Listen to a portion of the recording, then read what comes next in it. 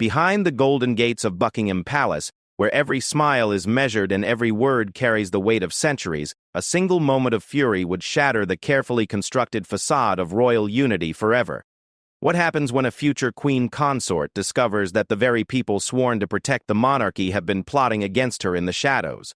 When Camilla Parker Bowles finally reached her breaking point, the tremors would be felt from the servants' quarters to the throne room itself. This is the untold story of how one woman's righteous anger exposed decades of hidden resentments, secret alliances, and calculated betrayals within the world's most watched royal family.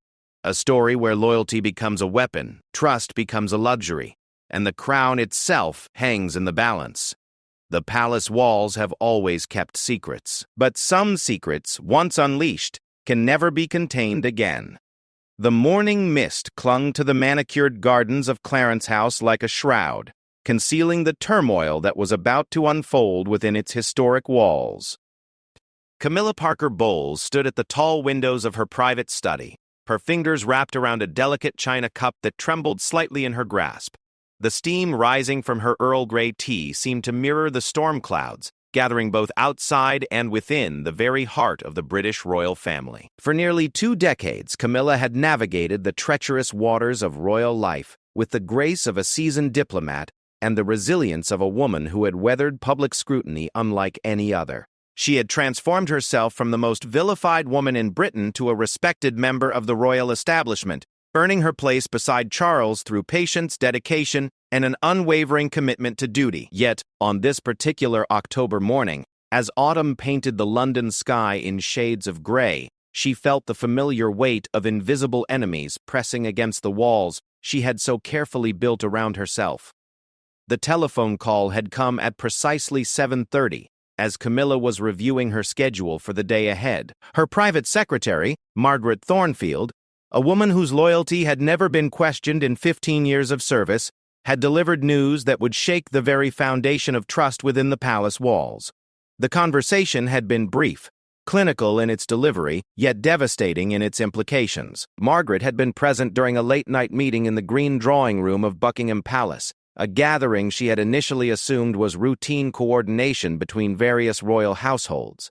Instead, she had witnessed something that chilled her to the bone. Senior palace officials, individuals whose names commanded respect and whose positions had been earned through decades of faithful service, had been discussing Camilla not as the future queen consort, but as an obstacle to be managed, controlled, and ultimately marginalized. The details Margaret shared painted a picture of systematic undermining that had been orchestrated with precision over months, perhaps even years.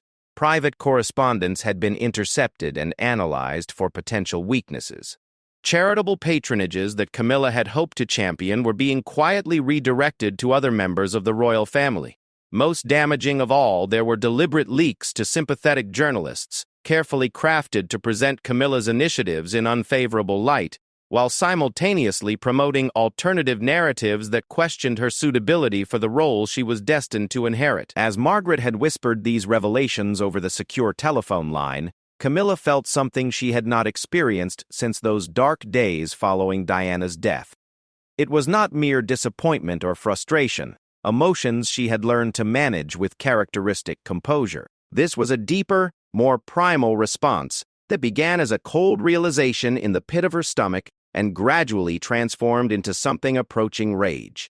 The very people who smiled at her during official functions, who bowed with apparent respect, who assured Charles of their complete support for his future reign, were the architects of a carefully constructed campaign designed to ensure she would be queen in name only. These were the same individuals who had spent years praising her transformation from controversial figure to valuable royal asset. They had celebrated her work with literacy charities, her support for women's causes, her dedication to preserving British heritage and traditions. Yet beneath their professional congratulations and public endorsements, they had been weaving a web of influence designed to isolate her from meaningful participation in the monarchy's future. Lord Pemberton, the Queen's former private secretary who still wielded considerable influence despite his official retirement, had apparently been the driving force behind these machinations. His opposition to Camilla was rooted in old-fashioned sensibilities about propriety and bloodlines. principles that belonged to an earlier era but still commanded respect among certain palace circles. He viewed her marriage to Charles as a necessary accommodation rather than a celebration, and believed that her role should be ceremonial at best, invisible at worst. Joining him in this shadow campaign was Lady Victoria Ashworth, a senior courtier whose own ambitions had been thwarted by Camilla's rising influence. Lady Victoria had expected to become the primary female advisor to Charles upon his accession to the throne, a position that naturally belonged to his wife instead. Her resentment had festered into something more calculated and dangerous, manifesting as a series of subtle obstacles and administrative delays that consistently frustrated Camilla's efforts to establish her own identity within the royal framework. Perhaps most troubling was the involvement of Sir David Morrison, the current keeper of the Privy Purse, whose control over royal finances gave him enormous leverage over the practical aspects of royal life.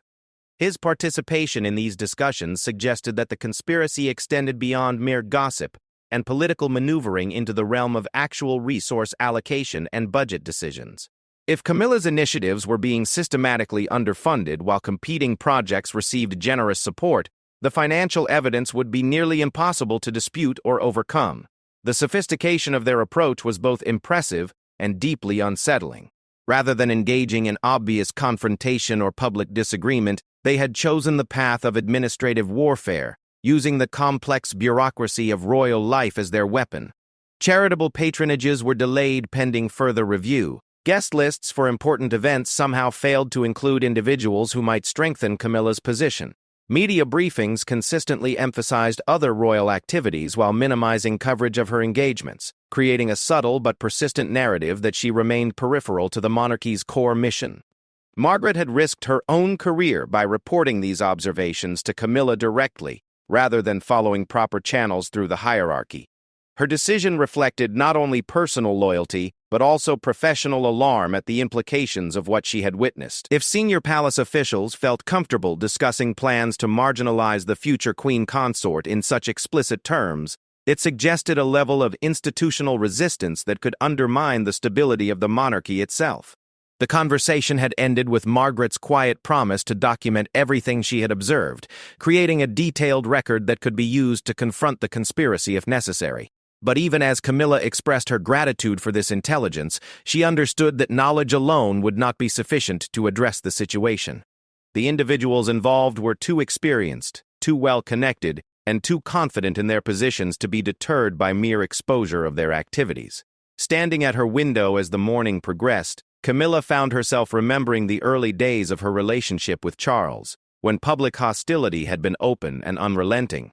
In some ways, that brutal honesty had been easier to navigate than the current situation, where enemies wore friendly faces and opposition masqueraded as administrative efficiency. She had developed thick skin and strategic patience to survive those earlier challenges, but this new form of warfare required different weapons and different tactics. The sound of footsteps in the corridor outside her study interrupted her contemplation.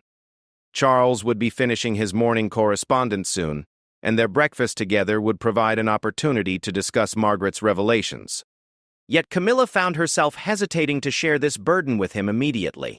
Charles had enough pressures as heir to the throne without adding the knowledge that his own household staff were actively working against his wife.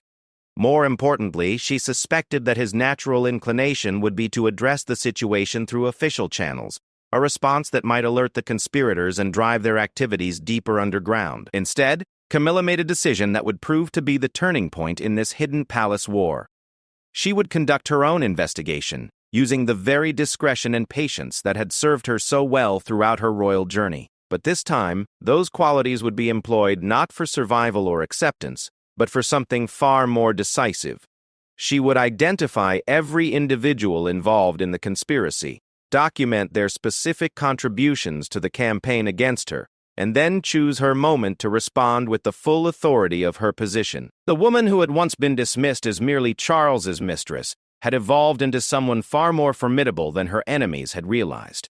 They had underestimated not only her intelligence and determination, but also the depth of loyalty she had quietly cultivated among those who truly understood her character and commitment.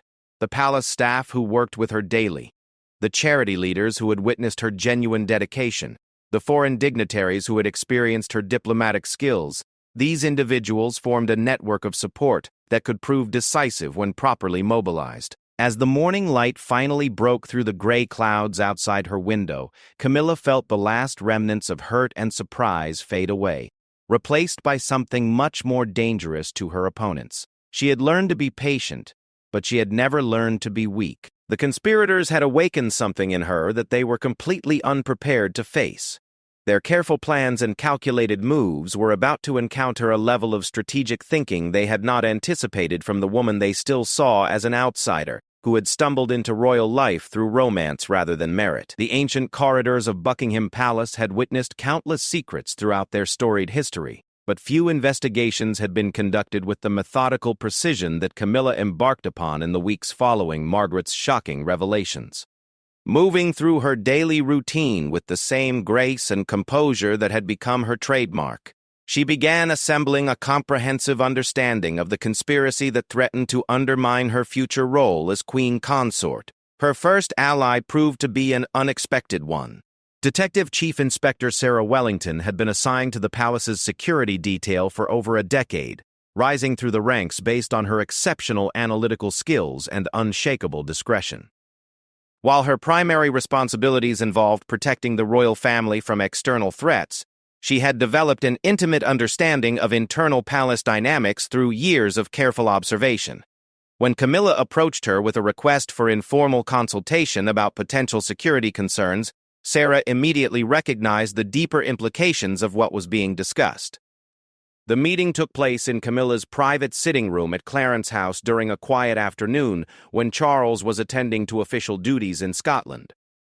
Sarah's initial assessment confirmed Camilla's worst fears, while simultaneously providing hope for resolution.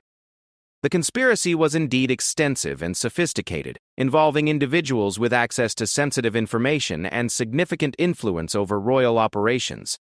However, it was also vulnerable precisely because of its scope and the arrogance of its participants.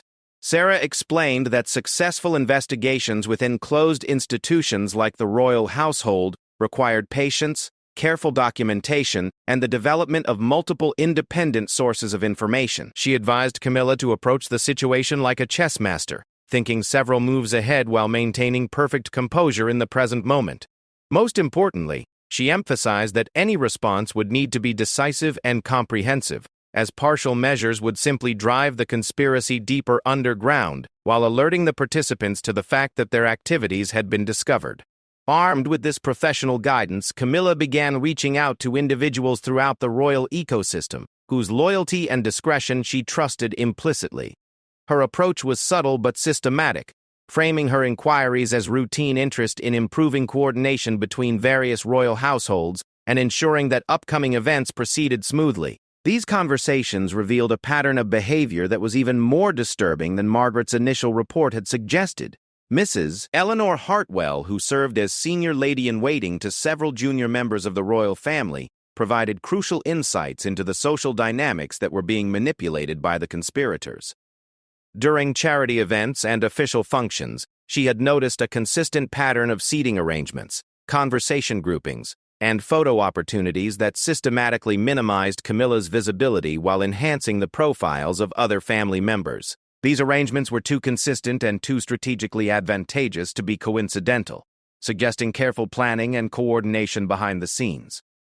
More significantly, Mrs. Hartwell had observed several instances where information about Camilla's upcoming engagements had been shared with certain journalists before being finalized with her own staff. This premature disclosure created opportunities for unfavorable coverage, or competing events that would overshadow her activities. The timing of these leaks suggested access to Camilla's preliminary schedule, indicating that someone within her immediate circle was providing information to the conspirators. The investigation took a more serious turn when James Patterson, a young but observant member of the palace's communications team, approached Margaret Thornfield with concerns about unusual requests he had been receiving from senior officials. These requests involved preparing background materials and talking points that consistently emphasized the historical precedent of ceremonial roles for royal consorts, particularly those who had entered the family through second marriages. The materials were ostensibly for educational purposes, but their focus and timing suggested they were being prepared to support arguments about limiting Camilla's future responsibilities.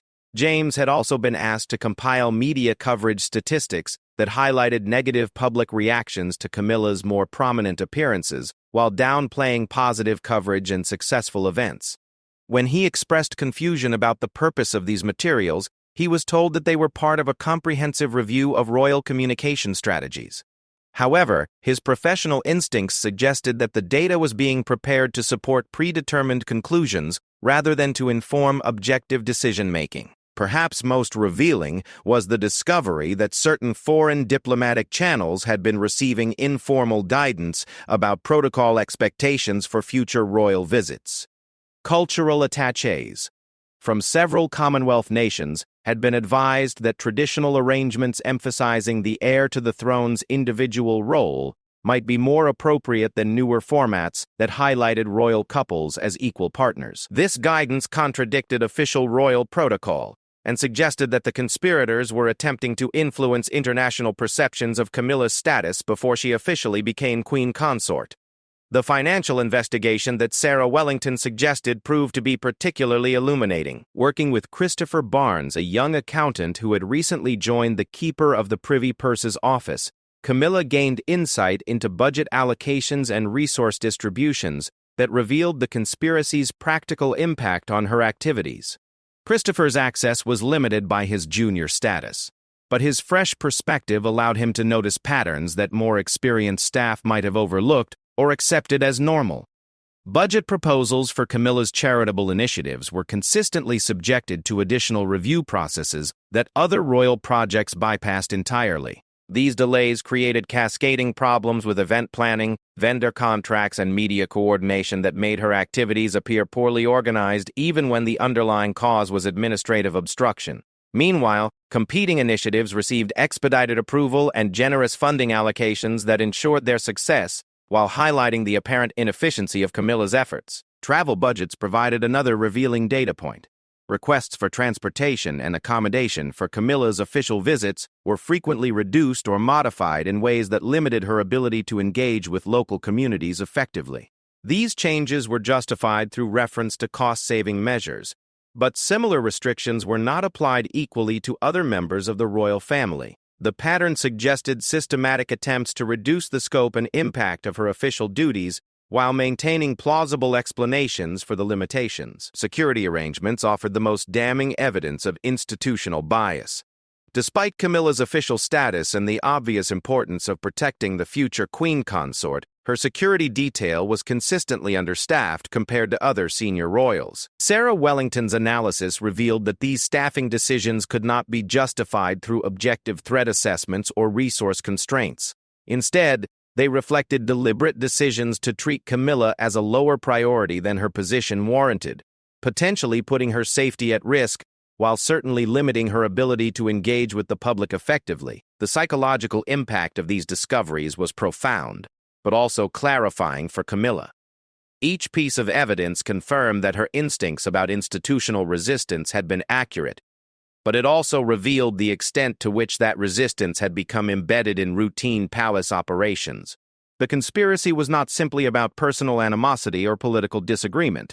It represented a systematic attempt to redefine the role of queen consort in ways that would fundamentally alter the nature of the monarchy itself.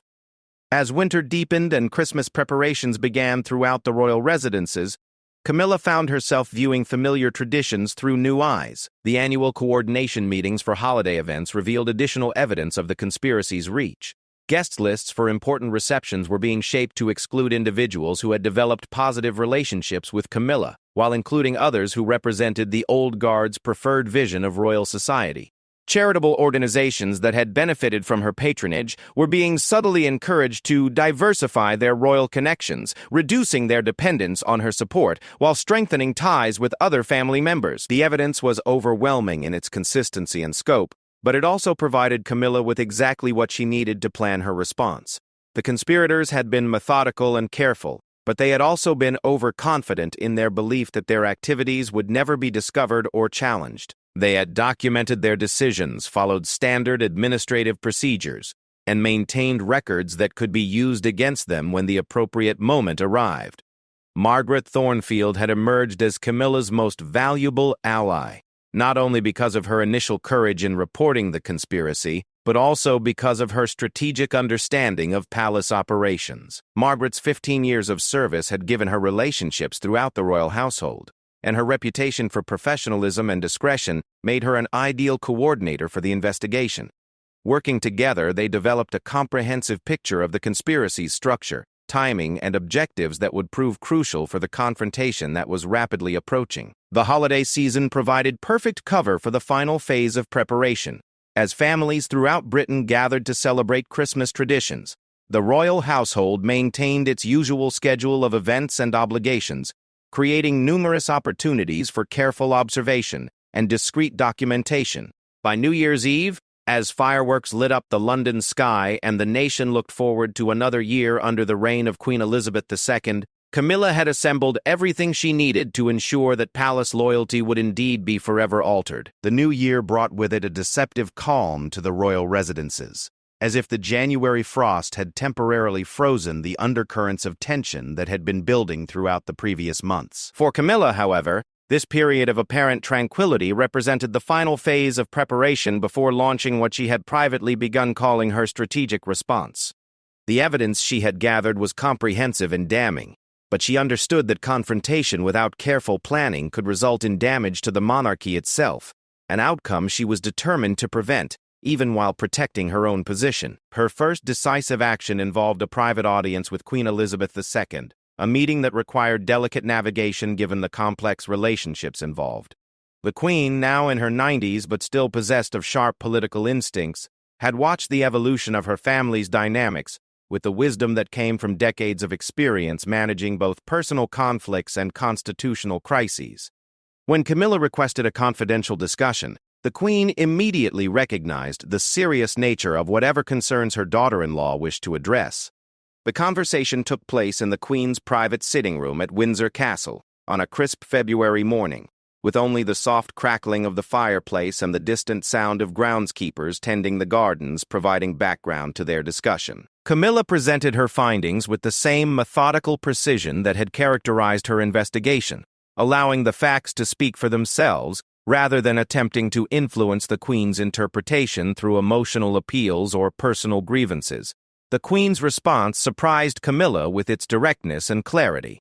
Rather than expressing shock or disbelief, she acknowledged that she had suspected something of this nature was occurring, but had hoped that the situation would resolve itself through natural attrition as older attitudes gave way to newer perspectives. Her failure to address the problem earlier reflected not indifference to Camilla's situation, but rather a careful calculation that premature intervention might actually strengthen resistance by creating the appearance of favoritism rather than merit-based decision-making. However, the evidence Camilla presented demonstrated that the conspiracy had evolved beyond mere attitudinal resistance into systematic undermining of legitimate royal activities.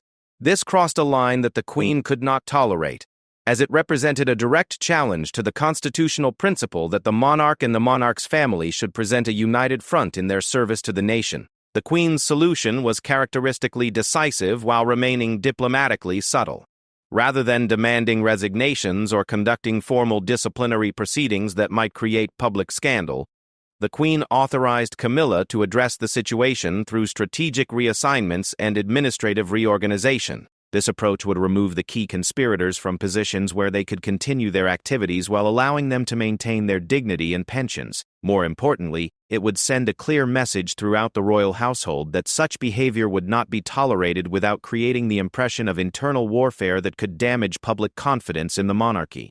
Armed with this royal mandate, Camilla began implementing changes that appeared routine but were actually carefully calculated to neutralize the conspiracy while strengthening her own position. Lord Pemberton was offered an honorary position as historical advisor to several prestigious cultural institutions, a role that recognized his expertise while removing him from operational decision-making within the royal household. His acceptance of this position was presented as a natural evolution toward retirement rather than a forced departure, maintaining his reputation while ending his influence over current palace operations.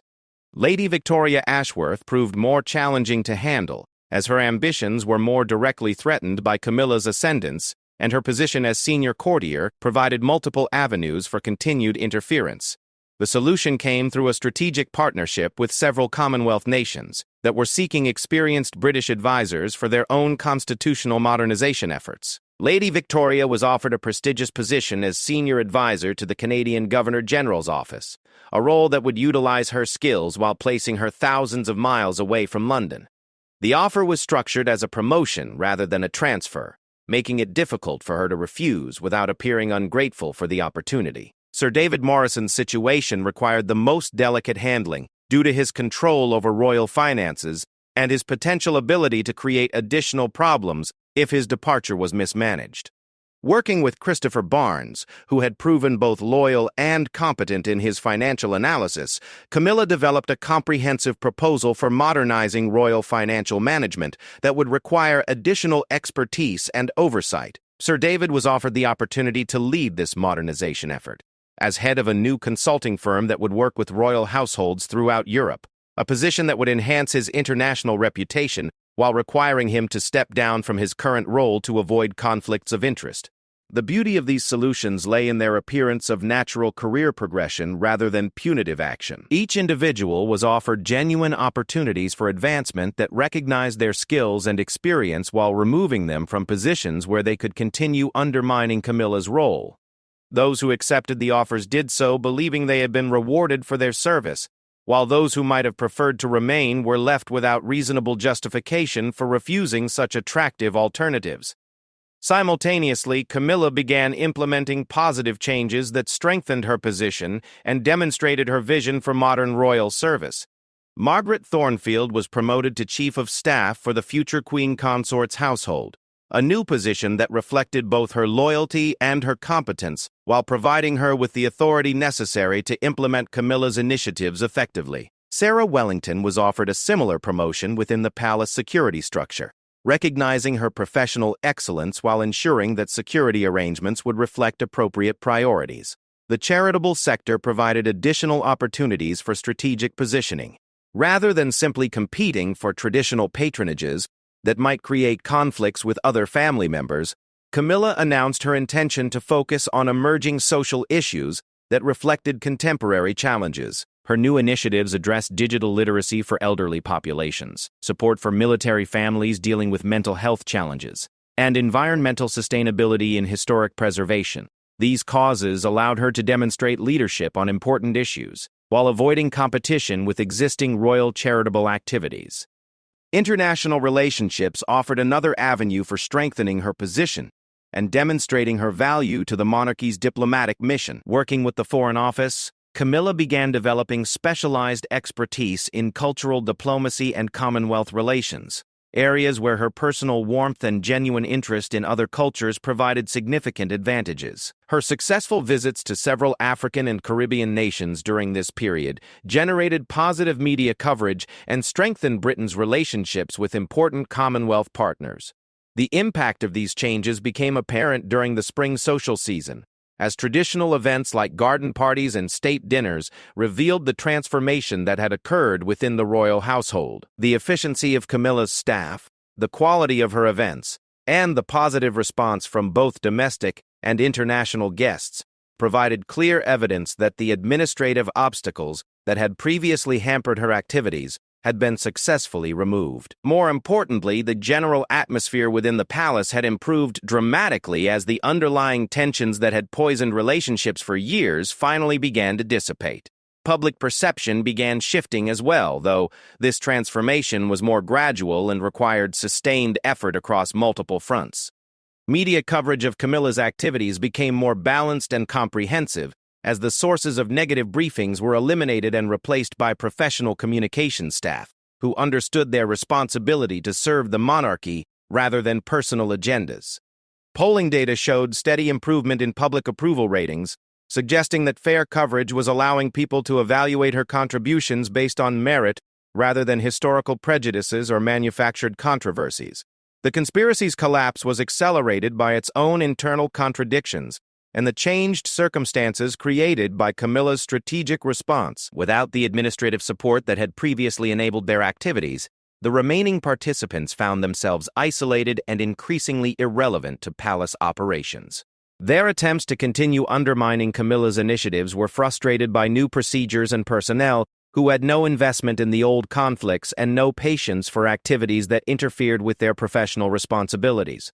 By summer, the transformation was complete enough that Charles himself began noticing the improved atmosphere and enhanced efficiency of royal operations, though he remained unaware of the specific details of the conspiracy that had been defeated. His expressions of pride in Camilla's growing confidence and effectiveness reflected not only his personal satisfaction, but also his recognition that the monarchy was being strengthened by her contributions. The institution that had once seemed determined to marginalize her had been fundamentally altered through her patient but decisive leadership. The success of Camilla's strategic response demonstrated principles that extended far beyond the specific circumstances of royal life. Patient intelligence gathering, careful alliance building, strategic thinking, and decisive action had overcome institutional resistance that might have appeared insurmountable to someone with less determination and wisdom. Most importantly, she had achieved her objectives without compromising her principles or damaging the institution she was destined to serve, proving that effective leadership could transform even the most challenging circumstances into opportunities for positive change. The autumn of that transformative year brought changes to the royal household that went far deeper than the seasonal turning of leaves in the palace gardens. As Camilla stood once again at the windows of her study, now enhanced with additional responsibilities and expanded authority, she reflected on how completely the landscape of palace loyalty had been redrawn. The conspiracy that had once threatened to define her role in purely ceremonial terms had been not merely defeated, but transformed into the foundation for a stronger, more unified institution that would serve the monarchy well into the future. The first major test of this new order came with the planning for Queen Elizabeth II's Platinum Jubilee celebrations, a momentous occasion that would showcase the royal family's unity and effectiveness to the entire world. Previous major events had been marked by subtle tensions and competing agendas, as various factions within the palace hierarchy pursued their own visions for how the monarchy should present itself. This time, however, the planning process revealed the extent to which Camilla's strategic changes had created genuine collaboration and shared purpose among palace staff. Margaret Thornfield's elevation to Chief of Staff had proven inspired, as her combination of institutional knowledge and personal loyalty enabled her to coordinate between different royal households with unprecedented efficiency. The administrative obstacles that had previously hampered major events were eliminated through streamlined procedures and clear lines of authority that prevented the kind of bureaucratic sabotage that had once been routine. Foreign dignitaries who attended the Jubilee celebrations remarked privately on the exceptional organization and attention to detail that characterized every aspect of their visit. Improvements that reflected the professional excellence that had replaced the previous atmosphere of internal competition. Camilla's own role in the Jubilee celebrations provided dramatic evidence of how thoroughly her position within the royal family had been transformed. Rather than being relegated to peripheral activities or ceremonial appearances, she was given substantial responsibility for coordinating with Commonwealth representatives and managing cultural exchanges that highlighted the monarchy's modern relevance and international significance. Her success in these responsibilities was visible not only in the smooth execution of complex events, but also in the positive feedback from participants who praised her genuine warmth and sophisticated understanding of diplomatic nuances. The media coverage of the Jubilee offered another measure of how completely the narrative surrounding Camilla had been transformed. Where previous royal events had been marked by subtle or overt criticism of her role, the Jubilee coverage consistently portrayed her as an integral and valuable member of the royal team.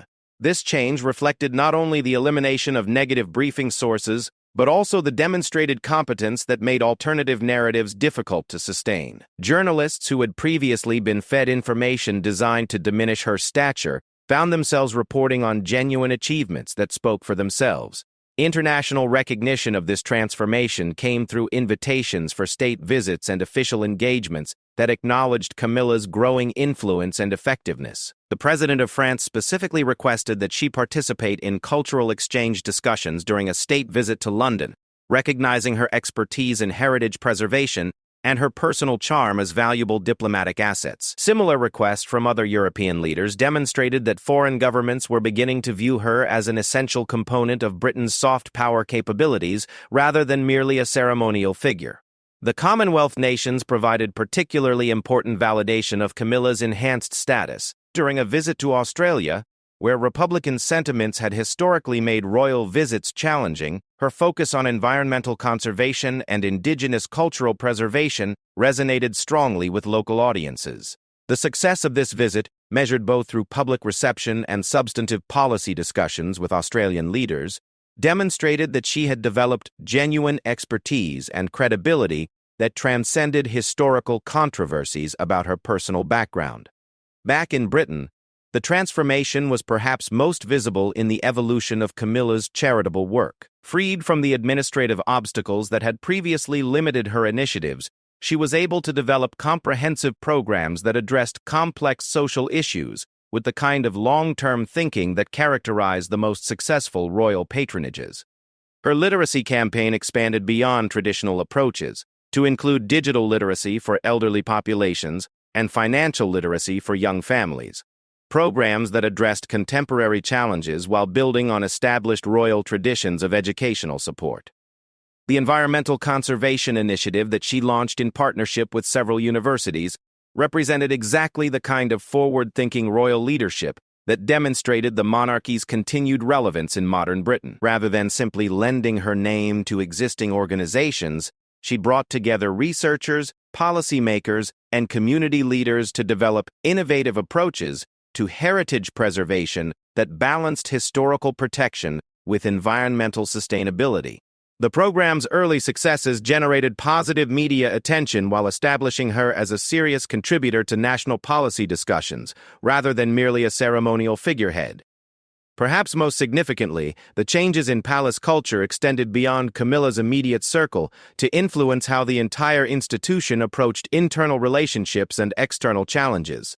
The staff members who had witnessed the conspiracy's collapse understood that loyalty was expected to flow to the institution and its legitimate representatives rather than to personal factions or historical prejudices. This cultural shift created a more professional environment, where individual contributions were evaluated based on merit rather than political considerations, improving both efficiency and morale throughout the royal household. Young staff members in particular benefited from this transformation, as they were no longer forced to navigate competing loyalties or worry about career consequences for supporting the wrong faction.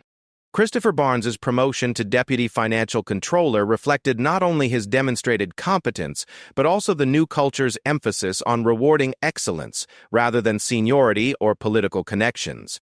His success encouraged other talented young professionals to pursue careers in royal service, strengthening the institution's ability to attract top-quality personnel.